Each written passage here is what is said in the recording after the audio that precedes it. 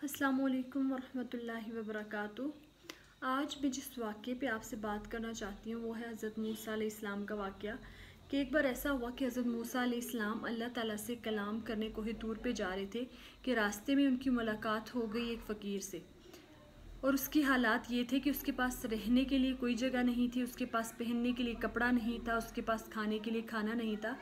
उसने हज़रत मूसा अलैहिस्सलाम से कहा कि आप कोहे तूर पे जा रहे हैं, अल्लाह ताला से कलाम करने जा रहे हैं, तो मेरी तरफ से रिक्वेस्ट कीजिएगा अल्लाह ताला से कि मुझे कुछ खाने के लिए कुछ दे दे। मेरे पास कुछ भी नहीं है, रहने के लिए जगह नहीं है, तो मैं रिक्वेस्ट करता हूँ कि आप मुझे थोड़ी सी जगह हो जाए या खाने के लिए मुझे कुछ दे दें, मुझे थोड़ी सी मालो दौलत दे दें ताकि मैं अपना गुजर बसर कर सकूँ।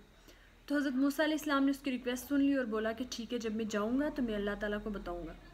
फिर हज़रत मूसा अलैहिस्सलाम थोड़े से आगे बढ़े तो आगे उनकी मुलाकात एक शख्स से हुई जिसने हज़रत मूसा अलैहिस्सलाम से कहा कि मेरे पास बहुत माल और दौलत है, मेरे पास बहुत ख़जाने हैं, तो आप अल्लाह ताला से कहिएगा कि इतनी माल और दौलत ख़जाने में नहीं संभाल सकता, आप थोड़ा सा कम कर दीजिएगा।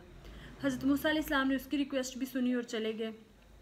जब हज़रत मूसा अलैहिस्सलाम ने अल्लाह ताला से कलाम किया और उन्हें बताया कि इस तरह दो शख्स मुझे मिले थे जिन्होंने ये पैगाम भिजवाया है, तो अल्लाह ताला ने हज़रत मूसा अलैहिस्सलाम से कहा कि जो पहला शख्स है उसे कहना कि मेरे शुक्रगुजार बन जाओ, मेरा शुक्र अदा करो तो मैं तुम्हें और नवाज दूँगा। और जो दूसरा शख्स है उसे कहिएगा कि अगर तुम मेरा शुक्र करना कम कर दोगे तो मैं तुम्हारी नियामतें कम कर दूँगा, जो तुम्हारे पास माल और दौलत है वो कम कर दूँगा। हज़रत मूसा अलैहिस्सलाम जब वापस आए और फ़कीर को बताया कि तुम्हारे लिए ये पैगाम है, पहले वो जो दूसरा शख्स था जिसके पास माल और दौलत था उसके पास आए और उससे बताया कि तुम्हारे लिए ये पैगाम है कि तुम शुक्र करना कम कर दो तो अल्लाह पाक की जो तुम्हें नियामतें दी हैं थोड़ी कम कर देंगे। तो उसने कहा कि नहीं, ऐसा नहीं हो सकता, मैं शुक्र करना कम नहीं कर सकता, मैं अल्लाह ताला की नियामतों का शुक्र करता रहूँगा चाहे वो इन्हें कम करें या ना करें। जब वो वापस गए दूसरे शख्स के पास जो फ़कीर था और उसे बताया कि अल्लाह ताला ने तुम्हें कहा है कि शुक्र अदा करो, तुम शुक्र अदा करना शुरू कर दोगे तो मैं भी तुम्हें नवाजना शुरू कर दूँगा। तो उस शख्स का जवाब ये था कि मेरे पास है ही क्या जिसका मैं शुक्र अदा करूं, मेरे पास पहनने को कुछ नहीं है, खाने को कुछ नहीं है, तो मैं किस चीज़ का शुक्र अदा करूं। तब ऐसा हुआ कि अचानक से कहीं से हवा चली और जिस मिट्टी से उसने खुद को ढांपा हुआ था, अपने जिस्म ढांपने के लिए जो मिट्टी इस्तेमाल की थी वो भी उड़ गई। तो इस वाक़े से जो हमें सबक मिलता है वो क्या है कि ज़रा गौर करें खुद पे, क्या हम अल्लाह ताला के शुक्रगुजार बंदे हैं। हमें तो सब कुछ मिल रहा है ना। अगर आज इस महंगाई के वक्त में आपको तीनों टाइम का खाना मिल रहा है तो इट मीन्स कि आपको अल्लाह का शुक्रगुजार होना चाहिए और अल्लाह ताला ने आपको नेमत दी है। और हम हमेशा वो चीज़ें नोटिस करते हैं जो हमारी ज़िंदगी में नहीं है, जो हमें नहीं मिल सकी, उन चीज़ों को इग्नोर कर देते हैं कि जो हमारे पास मौजूद है। तो एटलीस्ट ये ज़रूर देखा करें कि जो हमसे नीचे के तबके के लोग हैं, क्या जो हमारे पास है वो उनके पास है।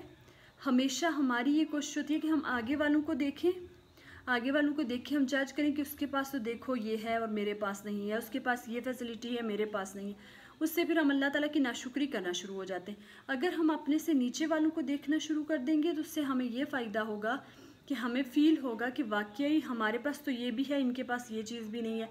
उससे हम अल्लाह ताला के शुक्रगुजार बंदे बनेंगे।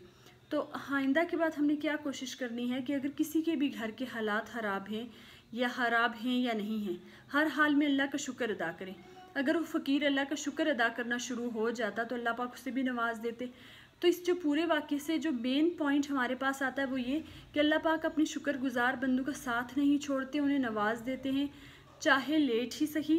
अगर उनके पास कोई चीज़ नहीं भी आएगी तो अल्लाह पाक जो उनके पास है उस पर ही उन्हें इतना सेटिस्फाई कर देंगे कि उन्हें फ़ील ही नहीं होगा कि उनकी ज़िंदगी में किसी चीज़ की कमी भी है। तो काइंडली आइंदा के बाद अपने से निचले तबके को देखें, ऊपर वाले तबके को ना देखें और फिर अल्लाह का शुक्र अदा करें और अपनी फैसिलिटीज़ कभी बैठ के काउंट करें कि आपके पास क्या क्या चीज़ें हैं और दूसरे लोग उन कौन सी चीज़ों से महरूम हैं, और फिर अल्लाह का शुक्र अदा करना शुरू कर दें। और इंशाल्लाह जिनके घरों के हालात ठीक नहीं है तो इंशाल्लाह उनके घर के हालात भी अच्छे होना शुरू हो जाएंगे। अपनी दुआओं में मुझे याद रखिएगा और इंशाल्लाह नेक्स्ट वीडियो में आपसे बात होगी।